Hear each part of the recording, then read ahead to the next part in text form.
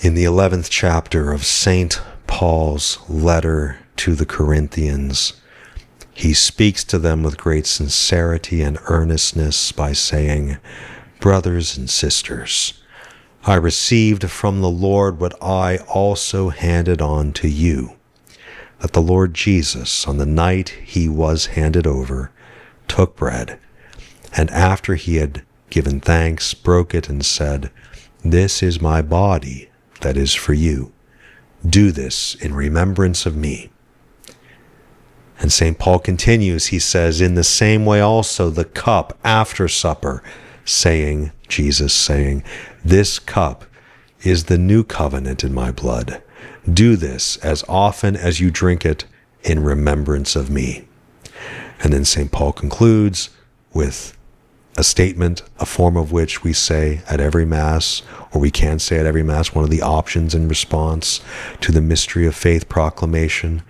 "For as often," St. Paul says, "for as often as you eat this bread and drink the cup, you proclaim the death of the Lord until he comes." And in Mass we say, "until he comes again." Now, what St. Paul is saying here, very interestingly and significantly, is that he's not been creative with the seven sacraments, and with regard to the sacrament of the holy sacrifices of the Mass, the Eucharist particularly. The sacred body and the precious blood are not the result of Pauline holiness, St. Paul's creativity, apostolic convictions. No, the Eucharist is something that they have received from the Lord, and that's why they hand it on to the Corinthians and to the church all the way to the present day. St. Paul says, "I received from the Lord." He doesn't say, "I didn't make for the Lord," or "I didn't decide for the Lord," or "I resolved for the Lord," but rather, "I received from the Lord what I also handed on to you, the Eucharist, the sacraments." This lack of creativity can strike 21st century persons, human persons, as suspicious or at least irrelevant. How is something, and by here we mean something like the economy of salvation, the seven sacraments of the Catholic Church, which have not changed since they have been instituted by Christ, how can something so unchanging be still relevant for us in history, in the dynamism of society and of reality and of the modern period? How can something seemingly so static as the sacramental order of things still be relevant to us who rejoice and glory in our own perceived dynamism?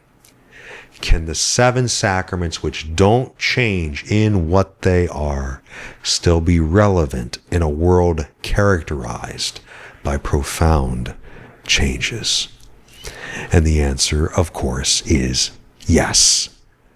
And the answer, of course, is found at the end of St. Paul's statement, the reading that we have today. "For as often as you eat this bread and drink the cup, you proclaim the death of the Lord until he comes."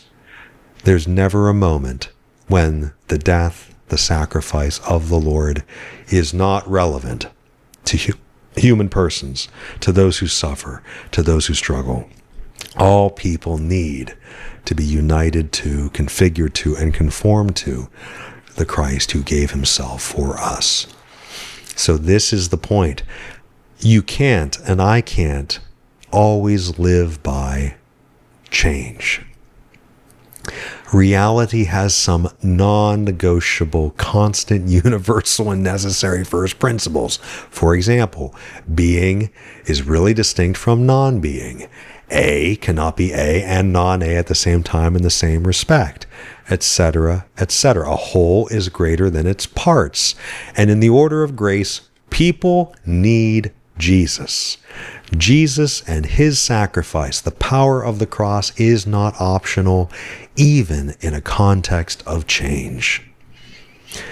Jesus provides in his efficacious, dynamic, loving, truth-conferring, mercy-imparting power through the sacraments, what a world that seemingly is in flux desperately needs.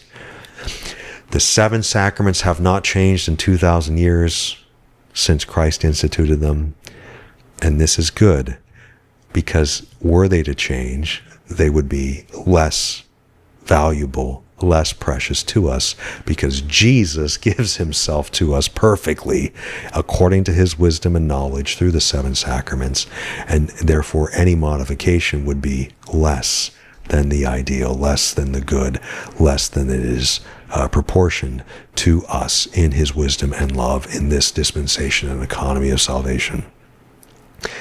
Therefore, throughout our lives, with the complications that attend our families, our jobs, our struggles, our crosses, our aspirations, our disappointments, all of the change and the flux that we can experience needs to revolve around the stability of the dynamic love of Jesus.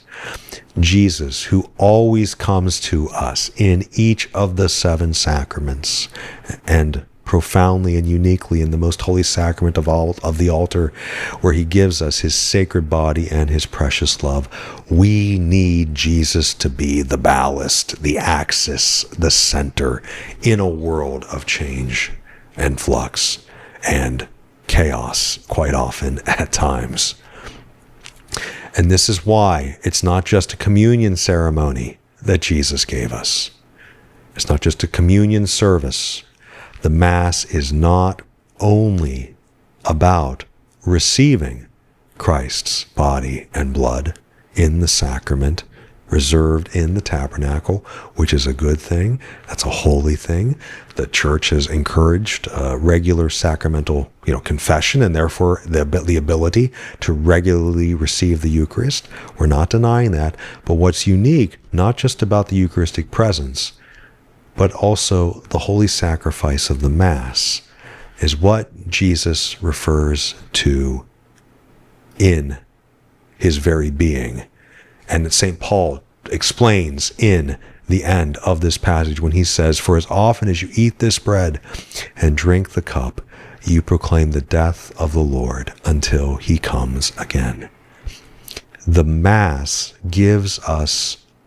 presents for us, representing to us the sacrifice of Calvary itself, whereby Jesus gave himself for us and for our salvation.